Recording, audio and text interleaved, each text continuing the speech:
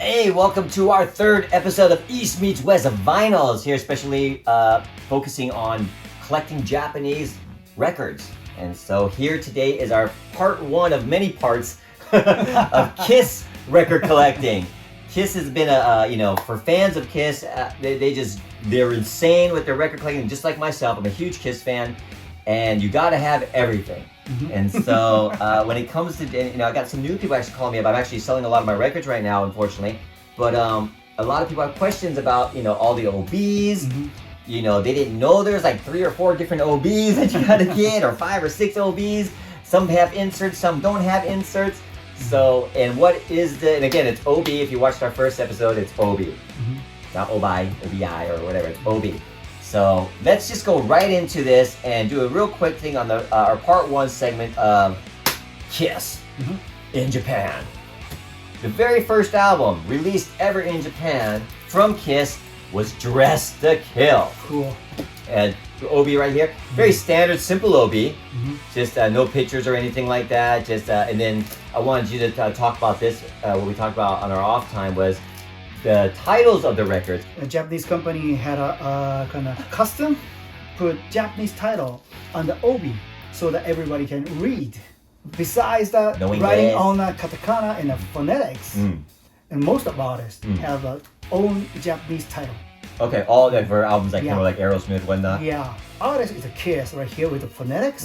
The Japan original title, Jigoku Eno Seppun. Jigoku is a hell. So Seppun is Kiss. Kiss to Hell. Kiss to Hell. Kiss to Hell. Not Kiss of Hell. Yeah, Kiss to Hell. Oh, okay. Oh, yeah. Wow. Okay, Kiss to Hell. Which has nothing to do with Dress to Kill. No. But, it's funny because this is actually the Kiss, like where this is the katakana, which is the Kiss here, which is how they separated it out. And this white and orange obi design is the basic obi design for the Victor at that time. Okay, so all their artists. Same of the other artists like Stevie Wonder or other genre. Okay, so they all had the standard orange, reddish, white. For this SWX catalog number. Okay, the catalog. So they were all SWX. It wasn't just a Kiss thing. Okay, interesting. Well, that's interesting. So basically, we talked about later, which you'll see on some of these other albums, all the Kiss titles starting with Jigoku. And this part. Yes. The card. This is very important. Oh, why is that? That's new to me. If this particular copy sold, the record shop cut this part out. You write the name on, you order it to the label, record company. Oh, to get more stock? Yeah.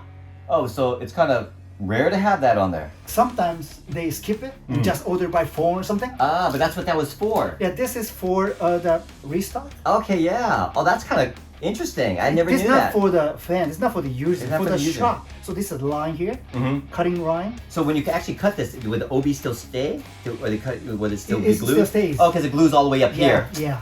Word. Oh, damn. Okay, that's... Catalog number, title, price. It says name of the shop and a date. Right? Whoa, that's cool. I had no idea what that was for. If you buy nowadays, with or without this part, the price will be different. Oh shit! Okay. So you're lucky to have this part. Well, actually, it's very hard to find Dress to Kill at all with this particular OB because of this card deal. This card is very important, man. Oh man, good for you. Price that up, cha-ching! And you learn what this means. Yeah, I had no idea what that was. I knew it said something card, but I had no idea why it was on there. Restock. Yeah, restock. Yeah, reorder. Hojuga is a restock card. Interesting. That's pretty cool. Now I know, and I have it. Price up. Price up. So if you guys got that, I'm sure you'll see it up here as well. To look for this particular card on here. And even like I said, Dress to Kill itself, it's just so hard to find with this particular OB in general. Being 1976 when it came out, and then even look at this, has a little tear in there. I'm like, ugh. But still, there it is. Thanks for the info. Amazing stuff. First album in Japan, Blue Bogart label. Nothing as special. The same liner notes that would come in with the English lyrics and Japanese lyrics, plus a little write-up here. And which you've talked about, the write-ups usually were by someone pretty big at the time. This liner note is written by Mr. Kensho Onuki, one of the 2 biggest journalists in Japan. For music. Rock music. Okay. Like he introduced a Queen to Japan. Oh, no shit. Okay. Oh, wow. And he's still active today, or? Yes. Still active. Right on. Very cool. Let's talk about the second release here in Japan, which would be Alive, one of the most popular records ever. Japanese title is cool. Let me see, what is the Japanese? Oh, there's no Jigoku. Right here, Jigoku no Kyoju. So after the Dress to Kill, Victor decided to use the Jigoku for the regularly for the Kiss title. So all the records go moving forward? Most of them, okay. Yeah. Jigoku no Kyoju. Crazy beast from hell. Crazy beast from hell. Yes. And this obi design with a picture on. The color is same, right? Right. Design, basic design same, but the picture on. But then you have the Alive here, live right here. Yeah, Kiss Live. It's not Alive. Kiss Live. Live, yeah, just live, not Alive. So they want the fans to know this is a live album. But not the title of the album. The title's The Beast from Hell. It's kind of a subtitle. Right. Okay. Yeah.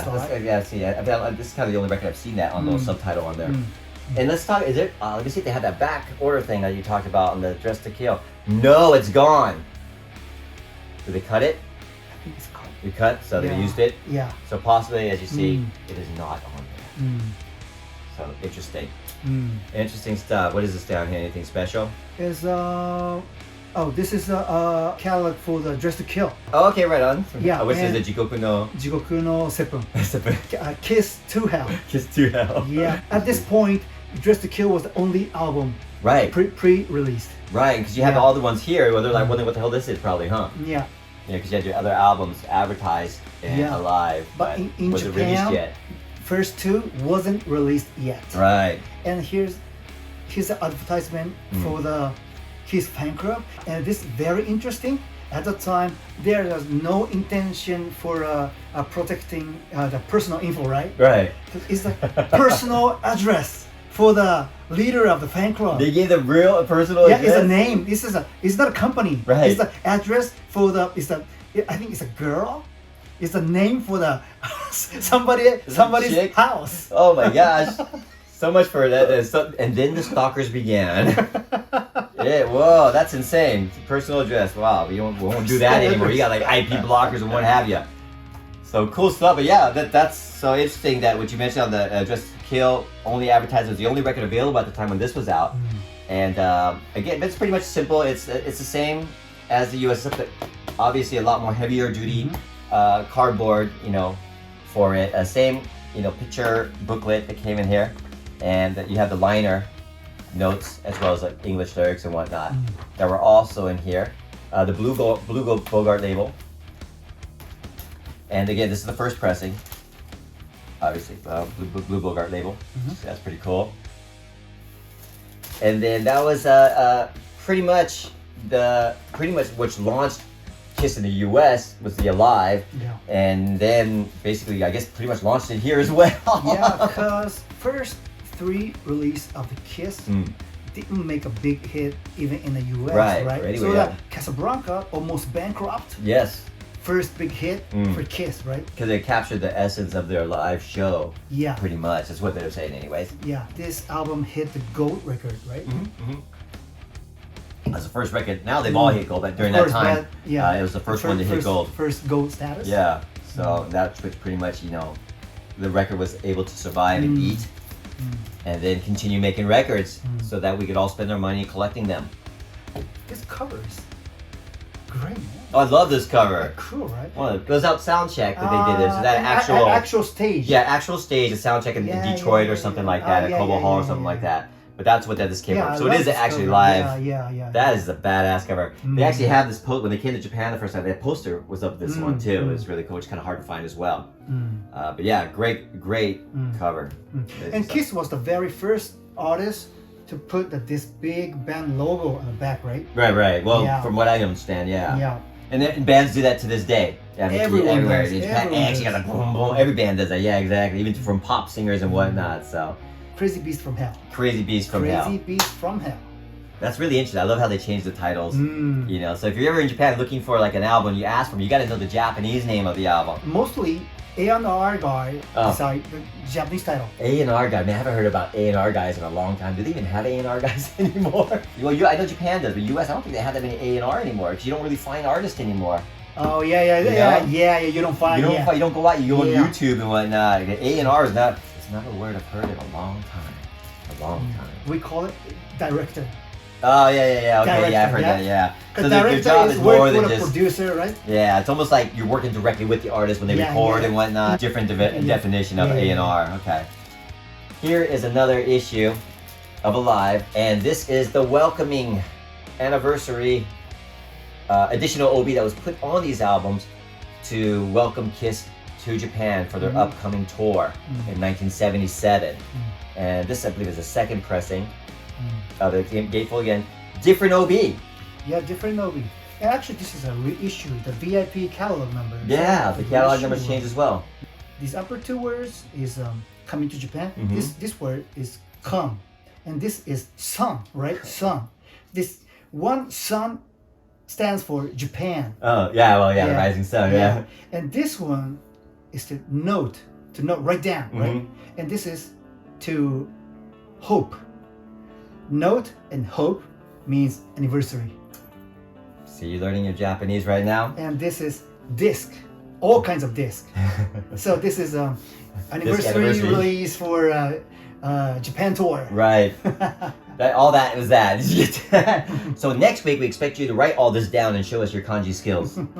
So that's interesting though, and then this wasn't the only one that had this. Other bands had this as well, with different styles of the OB as well. And from what I heard, the record stores, when it was over, they would just rip these off and throw them away. So it is kind of very rare to have these on here. Because they use not just with Kiss, it was other bands, other groups, artists would also have this when they came to Japan to tour. Correct? It was mainly just for touring, yeah? Okay. So again, notice the VIP part number for Victor, still Victor. And why, we don't know. And I notice here they don't have that catalog. Yeah, it changed because, the lower, right? it's lower now, this blue where they... So I think they changed the style to restock. The reorder. Reorder. Times were changing. Yeah. But you do have the catalog here, which is cool, of all the records. And again, this is actually the third pressing, I think, because it has the more camels on here for the Casablanca label. As it got, newer, more population became inside. First it was just an empty building, and then one camel, two camels, and now it's all full with a bunch of camels. So it looks like the city grew. So that was that. But yeah, I know there's 3 pressings from Victor for the Alive album, and this is basically the third one. Besides not including the white label promos and whatnot. So good stuff. And that's the very essence where they started. Well, here's there's the basic, their standard to when they no longer started releasing Kiss albums. So there we have. That's just one of the difference I wanted to show you regarding collecting multiple Alive albums or multiple Kiss albums of the same title. And next up, we know that Dress to Kill was released real time in Japan, and also the famous Destroyer album, which is a really cool album in Japan because one of the main things people noticed was it was gatefold, which is not gatefold in the US. Very cool stuff, very heavy duty stuff. OB here, this is actually the limited edition, that first pressing that came with a poster. And this is a very large poster. Yeah, right? Large poster. Large color poster inside. Again, for those in the West, large poster is standard poster size poster. But cool stuff. This is a very hard to find record. If you notice, the part number actually is back to the SWX because it's still early before the reissues that they came out here when they did the first and second and third album again. So there's the SWX part number. This became basically the standard OB for Victor, especially for Kiss albums. I think for all their other artists like Angel and all that kind of stuff. Yeah. Stevie Wonder. Yeah. So this was their basic standard form from this point on. And if we open this up, I want to see. Oh, catalog number 2. Yeah. See, there it is. Restock card. Restock card. Your price will be, right there. Price up. But yeah, that's cool that it shows that. I'm so glad you gave me that. I wish I did that information earlier. But still with the SWX, this is really interesting. So this was the basic final of the SWX line. And also first pressing on the blue Bogart label. Voila. And this poster here. And this is something I've always done. I told you earlier, I've always sealed it. Once I get something in, poster, this is unused by the way, I would, whether it was used or not, I would still seal it, whether it be a sticker or whatnot, just to keep it protected. And who knows what could happen with records. And they grow its value so much that it was really important to me to make sure that everything was well protected.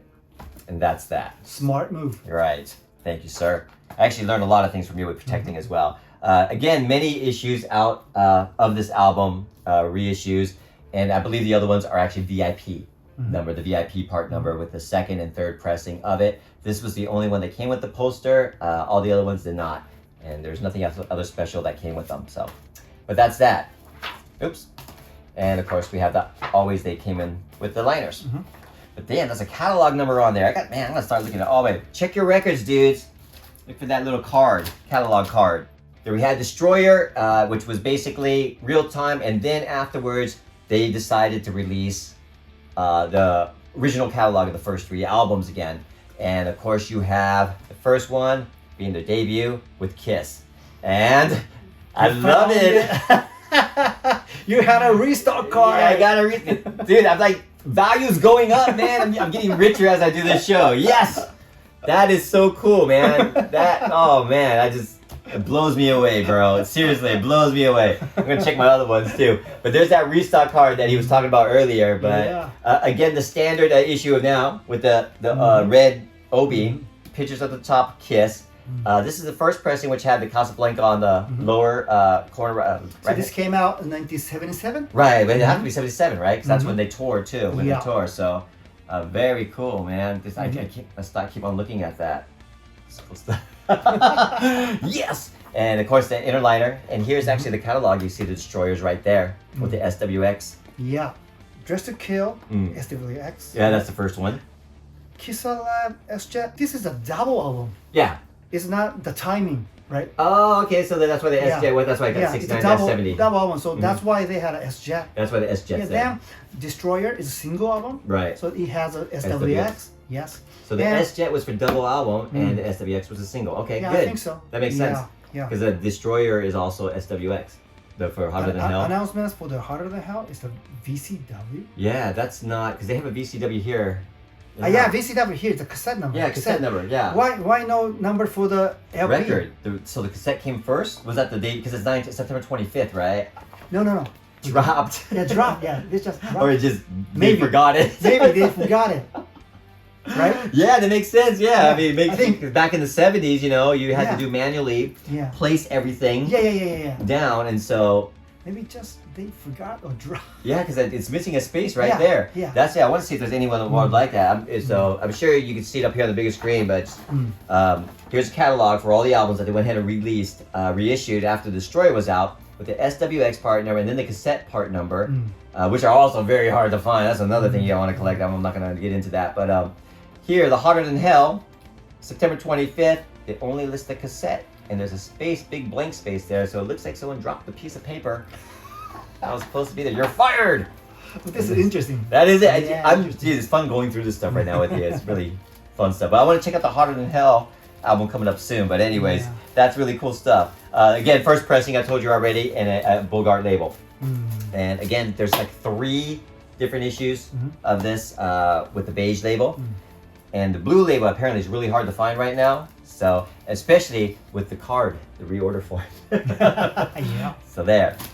Next up, we had, as you know, Hotter Than Hell. Let's go to that right now. Here is Hotter Than Hell. Let's see what kind of information we have on this.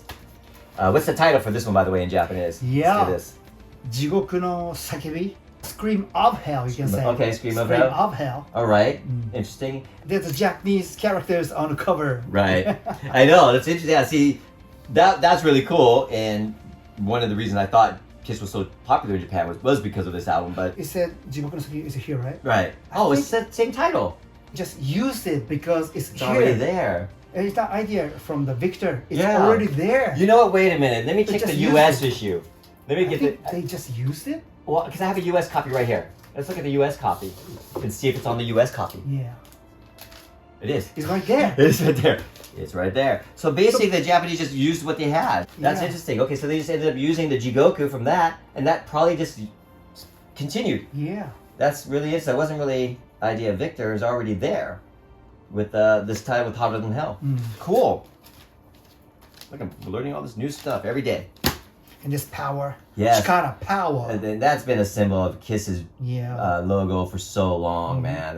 This album was a big start of that. So the people behind Kiss not just Kiss themselves, were a big part of them, becoming these iconic images.